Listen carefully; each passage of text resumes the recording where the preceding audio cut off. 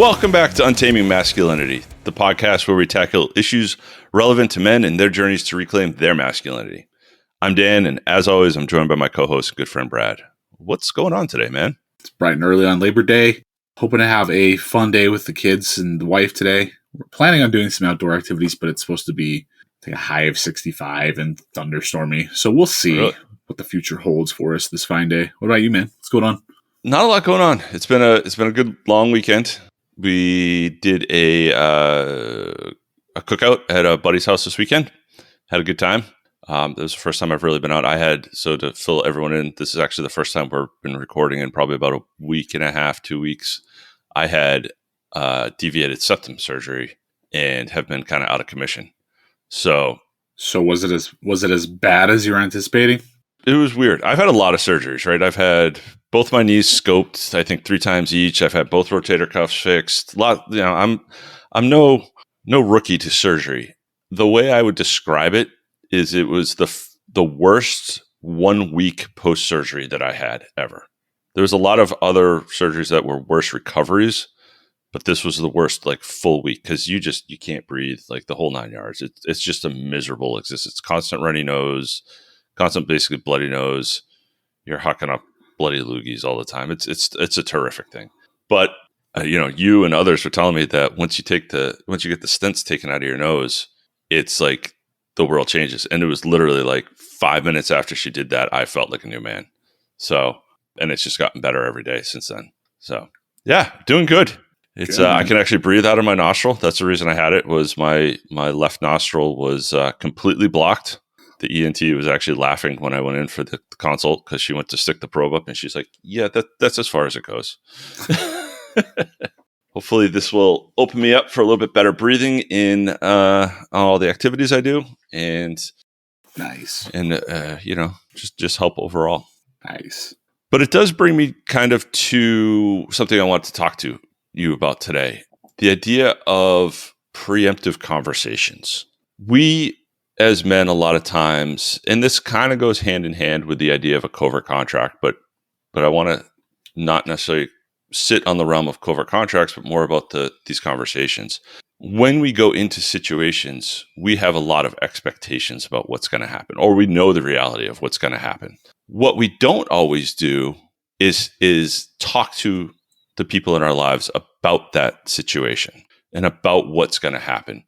Sometimes we just expect that they'll figure it out, but sometimes we just don't think about it or assume that they know what's going on. So for instance, what got me thinking about all this was heading into this surgery. At dinner one night, I started talking to my wife and kids about, hey, I got the surgery coming up. This is what recovery looks like from everything I've heard, read, and been told. This is how I'm going to be feeling. These are the things I'm going to be dealing with. These are the limitations I'm going to have.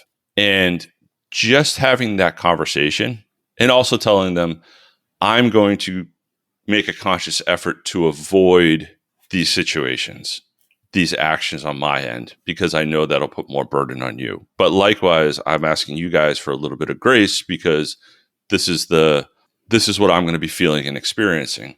Having that conversation made that week of recovery so much better because we talked about it and we set the expectations prior to the event happening.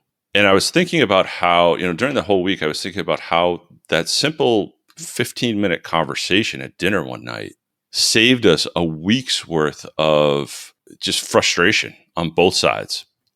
Everyone kind of knew where we were and what we were doing and how things were going to be. And they also knew kind of the time frame. I also told them, I said, listen, once these stents get taken out, apparently life changes and I become a different person.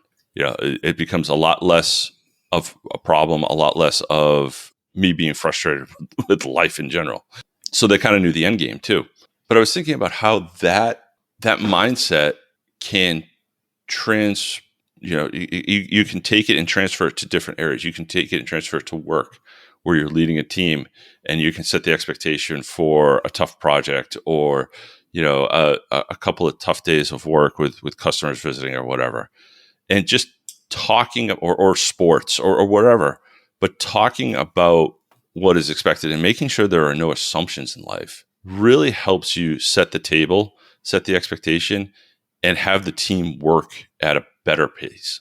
Kind of wanted to get your thoughts on it and start to talk about a little bit about maybe how guys can use this tool in their arsenal. The whole time you're talking about that, I've thought of all the times I've not done that, not been preemptive. I haven't gotten out in front of things. I haven't done any planning.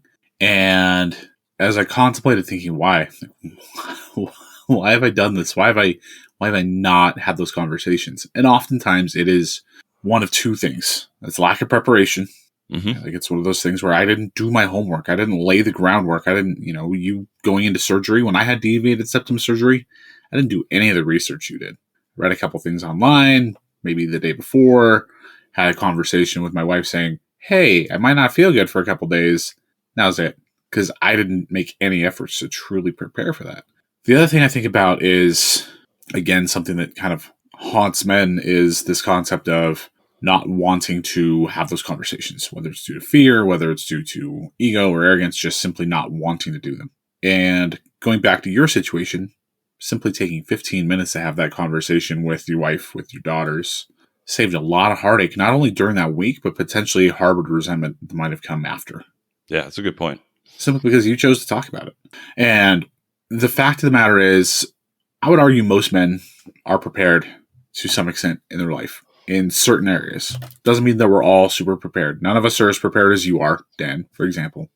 You go into most situations understanding the situation, what the outcomes or potential outcomes are, and you come up with a plan. But most men have that.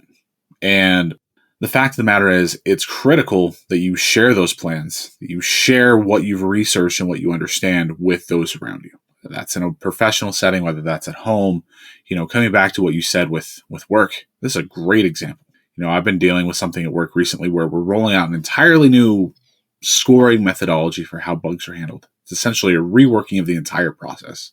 And my team is responsible for making sure that the scoring process, the current one, and they will future state with a new one, make sure that it gets done. Mm-hmm. I could have simply told them nothing until this was coming and then pulled them in a meeting one day and said, hey, gang, we're changing this. Here's a quick training I put together. Good luck. But I decided that wasn't necessarily the right approach. I mean, for a lot of reasons, but one of which is, a lot of my team has taken a level of ownership in this thing. So if I essentially just spring this on them and say, hey guys, we're changing this, they're going to feel taken off guard. So I've prepared them along the way. I haven't had all the details, and maybe I had details I wasn't privy to share, but I simply let them know, hey guys, things are changing. As more and more details come out over the next couple of weeks, I'll let you know what I know, and we'll talk about it at the right time. And as details became made available, I presented what I knew in meetings. I talked about it with them via Slack, other things like that, so that when it was officially unleashed Thursday of last week, my team pretty much knew about it. The transition was really simple. They were prepared, they were ready, and they were able to hit the ground running. Mm-hmm. Simply because I let them know. They understand the consequences. They understood what was coming down the pipeline. They didn't have any gray areas. They weren't caught off guard. And that was kind of a level of maturity for me that I wouldn't have previously done. In the past, I would have just sprung it on them and said, all right, go get him, Tiger. That doesn't work. It doesn't set up those around you for success. And ultimately, coming full circle back to what happened with you, your wife, and your daughters, that week went well. That week could have been an absolute cluster. But it went well because you got out in front of it, talked to them about it, and helped them fully, truly understand the situation to the best of your knowledge. Mm-hmm. So you hit on a bunch of things there. One thing that I want to talk about is the reason why men don't have these conversations. To me, a big part of that is assumption. And it's what I mean by assumption is the assumption that what I'm going to say, everybody already knows. And we see this so many times in men. We see this in their ability or rather their inability to speak up in a situation. I think about our time in the Iron Council and when we get on calls. There's a lot of times where I strongly believe, and I've fallen prey to this as well, guys don't speak up because they feel like what they're going to say, everyone already knows. So if I'm going to speak up and say something everyone already knows, I'm wasting breath. I'm wasting time. I'm wasting everyone's, valuable time, etc. But I guarantee that not everyone knows it, first of all. And I'll also guarantee that you saying it will be presented in a manner that is slightly different than how somebody else would say it or somebody else perceives it. And it'll get somebody thinking. The other thing is, a lot of times this happens at work. And I've been in situations where we won't speak up about, say, during a design review, we won't speak up about a minor flaw because we just assume that the design engineer has it figured out, has it under control. Whereas, a simple, hey, you probably already thought about this, but I noticed X, Y, and Z. We've got a plan to take care of that, right? Would at least put it on the table and make everyone aware that this is an issue. And maybe something that they overlooked and you don't even know that, even though you're assuming that they see it. So removing assumptions from daily life and simply stating what you believe to be the obvious is a great way of removing potential conflicts. It can get tedious at times because you feel like you're constantly pointing out the obvious, but I promise you what's obvious to you is not even noticed to somebody else. So having those conversations and having those just quick discussions, those quick statements, and just putting it on the table is gonna work wonders. I used to work for a Norwegian company, and they had a saying, and it sounded much better in Norwegian. And I forget exactly how you say it in Norwegian, but it came down to the concept of: are there any dead fish under the table? Meaning, is there something smelly and rotten that's going to come out and haunt us later? And that's the stuff that you want to avoid. Coming back to this concept of having these assumptions, why do we do it? That's something I think we're all guilty of.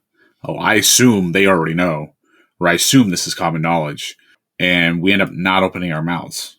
Like, why? What's the why behind this desire to assume? I'm going to throw out the term inferiority complex.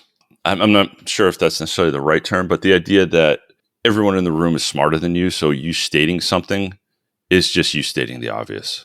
And it's never the case. There's always somebody who's missing something that you see. And likewise, there's always somebody seeing something that you're missing. So if you just have open, frank conversations and take the ego out of it, you're going to win much more than you're going to lose. But a lot of men don't want to be wrong, and a lot of men don't want to be seen as stupid, quote unquote stupid, because they're stating the obvious. So they won't speak up. Yeah. And it's hard. I mean, listen, like I said, I've fallen into this category before. I've fallen into these pitfalls where you see something, but you don't say anything because, everyone must see that. If I'm seeing it, everyone must see that. Ego, man. I mean, that's really what it is yeah, this idea of, I don't want to look stupid. If I open my mouth and say this, I'm going to look dumb to somebody. I'm going to look like I don't know what I'm doing. And that hurts. There's this, we believe that opening our mouths and asking something, making us look stupid, is going to have people look at us like you're a freaking idiot. I've run into so many situations in my life where I've asked a question where initially my first reaction was, I don't want to ask this. I'm scared. Yep. Or I'm going to look stupid. I open my mouth and I ask it. And folks have said, I'm glad you asked that. Because a lot of guys are thinking the same thing you are too. I don't want to ask this. I don't want to look stupid, but I need to know. What happens if you don't ask that question? You move forward and you either don't know how to do something, and then you're really in trouble, or you wing it and then cause even bigger issues down the road. Like, yeah, it's hard. Yeah. You need to set that ego aside and ask something, and the fear of looking stupid can seem like it's a hard thing. But what's the alternative? Yeah. Do you want to embrace the alternative? Is it worth it? I'd argue that's a pretty strong no. Right. My favorite answer to that question is, I hadn't even thought of that. And if you hadn't asked that question, that entire concept would have gone uncontemplated. So whether you're in a family situation or a work situation or trying to figure out the game-winning play, if you bring up something and somebody goes, I hadn't even thought about that, imagine what the outcome would have been with that piece of information not even calculated into the final equation. And that never would have happened had you not opened your mouth. Right. And asked those questions. Yep. Question then becomes, what do I raise questions for? What do I not raise questions for? Because, if you take this concept to the nth degree, you'll just constantly be asking questions all the time, or pointing out the obvious all the time. What I don't want to see is guys becoming the annoying guy who's constantly pointing out every little, minor detail. There is a fine line here. There is a line between questioning something or pointing out an important detail versus just making sure that everything is verbalized and everything is said. You have to have some level of discretion in terms of, I'm going to go back to just design stuff because that's what's on my mind right now. But if I go into a meeting and I go, and I just start saying, okay, so we all agree that the part is going to be black and it's going to have a rectangular shape and it's going to have round edges, and some of that stuff is unnecessary, especially if you've got, say, a spec that you're working off of that says the part shall be black. That's a given. That is understood. What's important is the stuff that will result in major catastrophic failure, I would say. If you're working on a design and you have to have a certain amount of heat transfer going on, or you need a certain amount of weight that you cannot exceed, those are the things you should really be honing in on. If you've got a situation like I have where a family member is going into a difficult situation, be it surgery or something else, you should be having the conversation about what that's going to look like, what those feelings are going to look like, what the aftermath is going to be for everyone involved, not just for that person. But do you need to talk about how your kids got practice at soccer tomorrow at dinner? Probably doesn't need a 15-minute conversation. Maybe a 2-minute, okay, which one of the parents is driving? Okay, we got that. There's levels, and you have to have some level of discretion. But, I'll say this, err on the side of caution and have a little bit of a conversation. And if somebody goes, yeah, I got it, I know. Okay. But you're starting to bring up stuff. You've got to be willing to have enough self-awareness to know what should be asked versus what shouldn't. And yes, we're talking about opening your mouth to begin with, to ask questions you wouldn't have wanted to in the past, or saying things you wouldn't have wanted to in the past. But as you hone these skills and get better at this, you start to recognize where that line of delineation is. Yeah, right? It gets easier the more you do it. For example, something I've learned is, personally, I haven't had to go through too many harrowing surgeries and different things like that. But some folks in my family, very close to me, my very close family, have. My dad's staring down a pretty invasive surgery next week where he's going to be spending a week in the hospital thereafter. So some of the questions I was asking him were, what his stay in the hospital was going to look like, what sort of things he needed. Was he mentally and emotionally prepared for the surgery?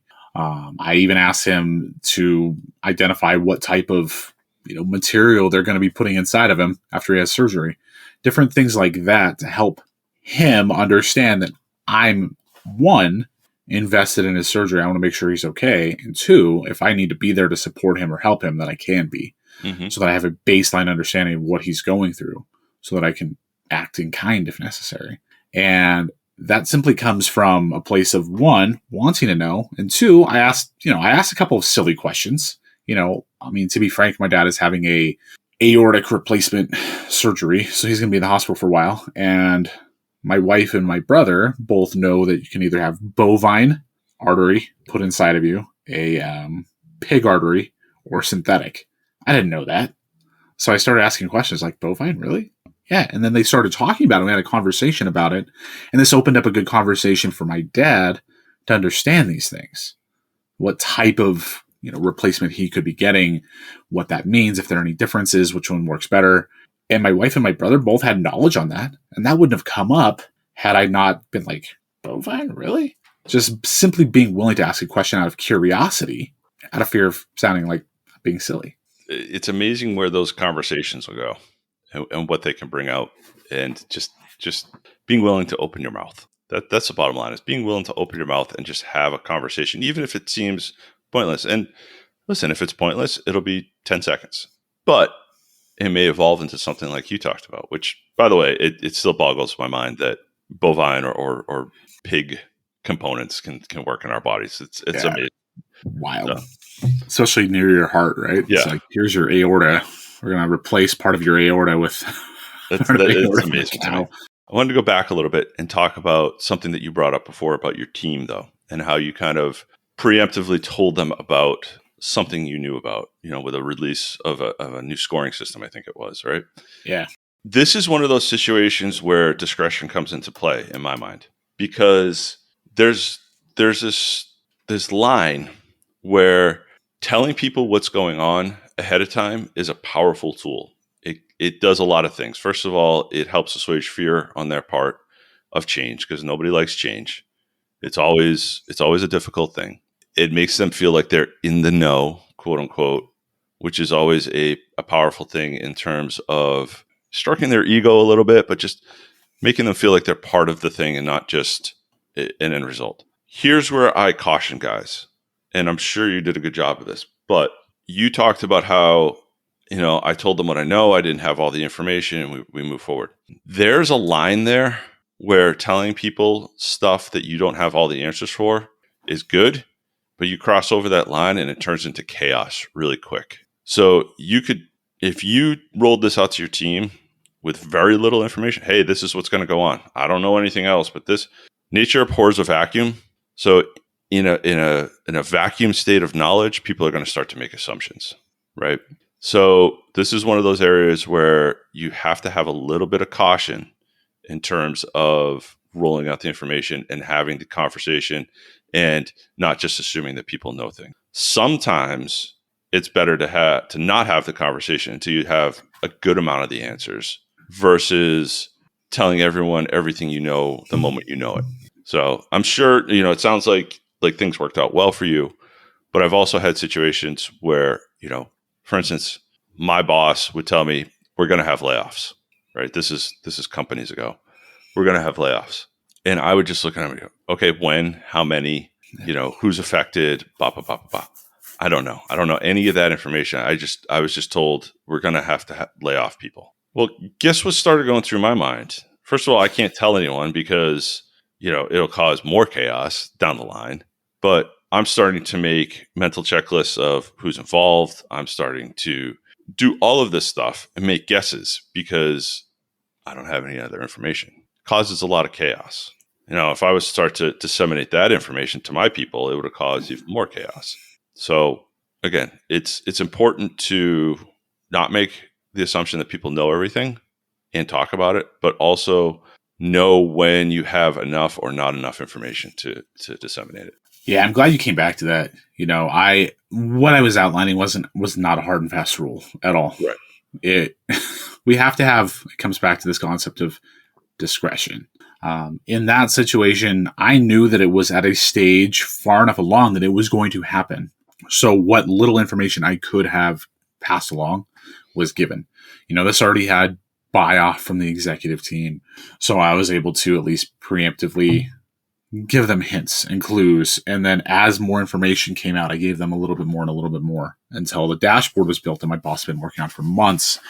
And he said, okay, we can share this now. We want to keep this internally. And then I presented it to the team. It's so funny you talk about the layoff scenario. That's actually, I work in the tech space. And if anybody's familiar with going on in the tech world right now, it's a little bit of a bloodbath. Valuations of tech companies have kind of dried up as the economy's gotten a little funny. And my company is not immune to layoffs. And I got a call from one of my folks on my team on Friday and said, hey, Brad, can you jump on a call with me for a second? I was like, okay, sure. And I get on the phone with her and she's like, I just heard that this person got laid off, in a different department. This person used to be on our department. They moved to another one. And I heard a whole bunch of them got called into a room, into a meeting. They all got laid off. Are we okay? Is everything okay? And I'm like, oh, shoot, I don't want to have this conversation on a Friday morning. But I assured her, look, in this situation, I know that as of right now, our team is fine. I don't have any other information about that. I can't tell you anything, but I do know that those decisions made were independent of any decisions made for our department. I couldn't give her all this information. I know a little bit more than she does. I also know her job is completely safe, right? I assured her as much as I could, but I did not give her any definitive, I can't guarantee that our team won't be affected by this. I said, as of right now, we're okay. That's a different department. I assuaged her as best I could. But again, I don't have all the information. I can't speak for our board. I can't speak for our HR department. I can't speak for our finance department and say, I guarantee that our department's free of this. I told her what I knew and moved on. We have to do that because if I say something or if I'm not definitive in how I present that to her, she gets second guessing herself. She tells other folks on the team. They've got a real huge issue in her hands. So like I'm glad you revisited this. There is some nuance to this. Yeah. We don't want to tell people too much. We don't want to lead people along, give them bad ideas, because that leads to situations like you laid out. A lot of it comes down to your role too. It comes down to, in that situation, you're the representative of the company to this employee. Mm-hmm. So you have a certain responsibility to total the company line as well. Yeah. And one of those things is, I can't tell you things that I've been told just because I've been told them. Right. I'm in a management role. I'm privy to information that is not germane to you getting your job done. That's unfortunately, it's just the way the world works. And you also, like you said, didn't have all the answers. So you can tell her what you can tell her, assuage your fears as much as you can, knowing that, hey, listen, this isn't going to affect you to the best of my knowledge, and just be honest. But yeah, you're right. The word you use, nuance, is dead on. There is nuance to this. It's understanding what will move the discussion forward, but also not cause more chaos down the road. I keep using that word chaos. I use it loosely, but if you had told her your job's safe, and regardless of what tone you said that in, she may take that as, well, my job's safe, but is my coworker in the same department safe? No. And then she goes and tells Jane, hey, listen, I think you're on the chopping block, right? And it causes chaos in the work environment. So you have to have nuance. You have to have discretion. But at the same time, having conversation is better than not having conversation. Because like I said before, nature abhors a vacuum. I like that. Nature abhors a vacuum. Very fitting. Yeah. One thing I've been drawn to this whole conversation as we talk about this is, men, we don't like talking about vulnerable stuff. We don't want to ask questions that, expose us potentially looking dumb or like we're frauds. We don't like not acting or displaying as if we all have it figured out with our wives and our children. So oftentimes we keep our mouths shut when we shouldn't. Like, I don't want to say this because I don't want to look like I'm not prepared. I don't want to look like I'm dumb. Oh, that's a hard conversation. I'd rather avoid it than fumble my way through it. Mm-hmm. So we don't preemptively talk about things. We don't get out in front of that. And I guess something I did kind of want to touch on really quick is we've alluded to it at various points, but the damage you can cause by not opening your mouth specifically within the walls of your home, within the relationships that you have on a personal level. I spend a lot of time talking professionally, right? But I do want to kind of go into this idea of what's the consequences if we don't do this at home. And I guess, I don't know, Dan, what do you think? I'll speak for myself here. Is what I've learned in almost 20 years of marriage and having teenage kids is that at the end of the day, it's better to have the conversations than to not, because not having the conversations, sometimes people think you're hiding something. Sometimes people think you think they're stupid because you're not talking to them about it. And sometimes those people have covert contracts about what they think is going to happen that you're going to start to disappoint them on. There's all kinds of things going on, with your spouse, with your wife. It's, hey, we're supposed to be partners in this. So I should know what you know, and you should know what I know.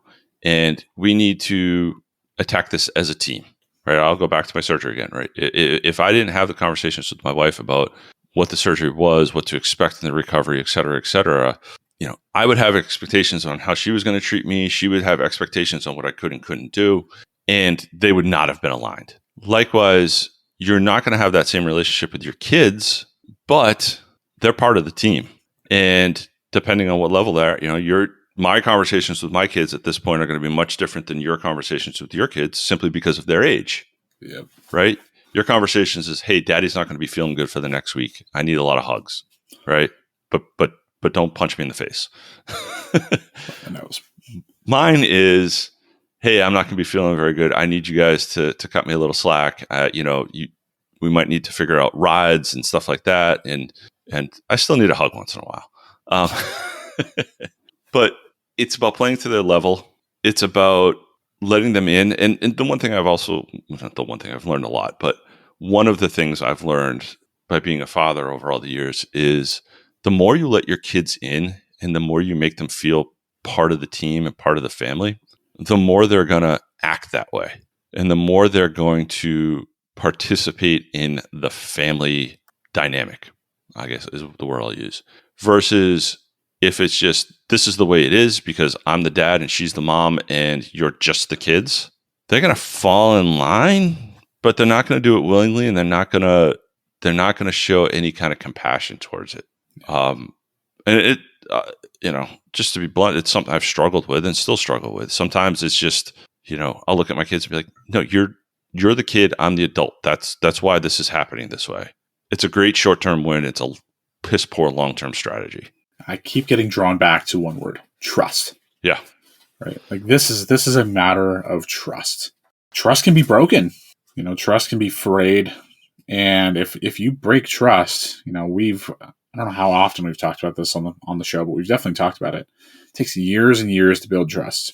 You can ruin trust in a matter of moments. Absolutely. And when you are going and telling your wife, you're telling your kids your plans or what's going on, that shows them that you trust them.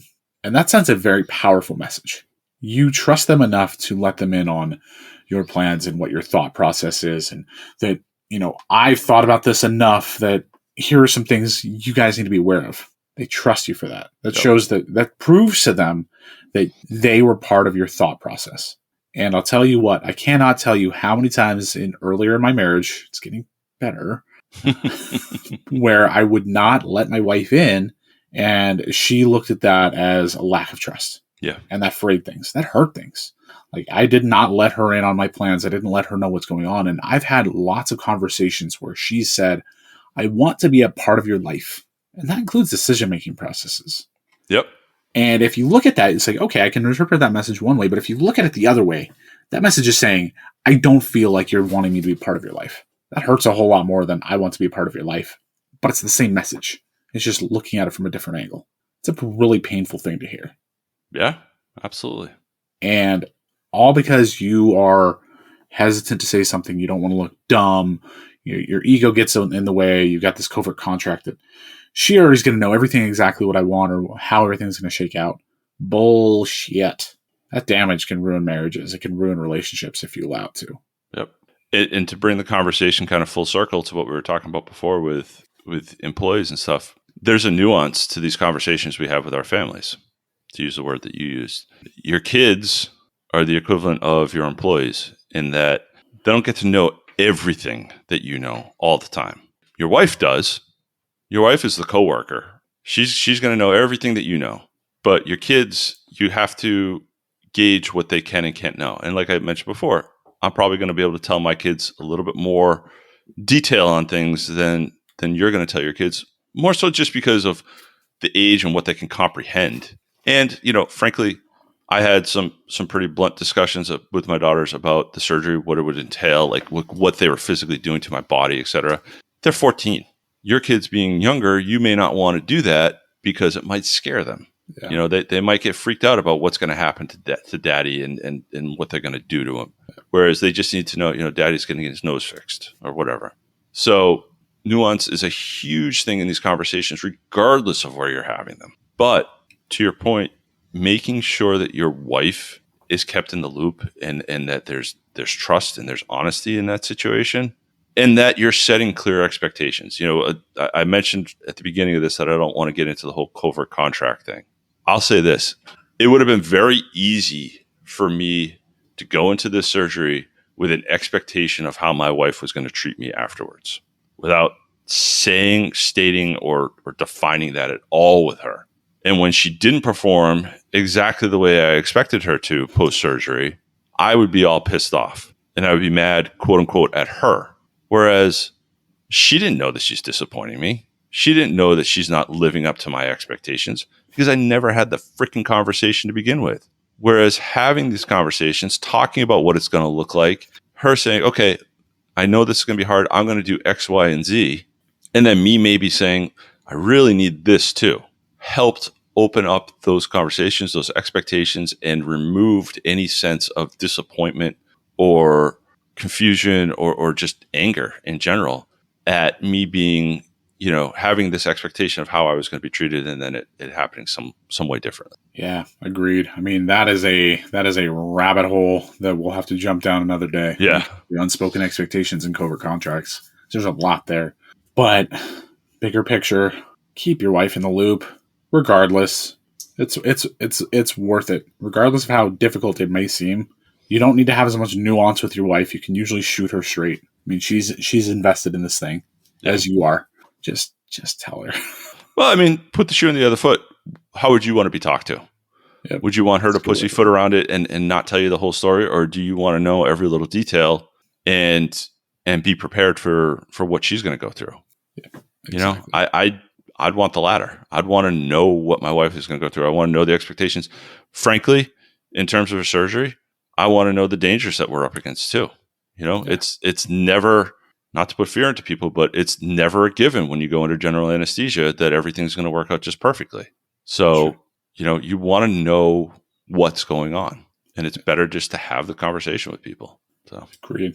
Cool, man. Said it better myself. Good episode. Yeah. So, fellas, thanks again for listening. Brad and I are really enjoying this conversation, so we look forward to having more in the future. Make sure you're checking us out at untamingmasculinity.com. You can find show notes for this and all of our other episodes there, as well as links to our social media.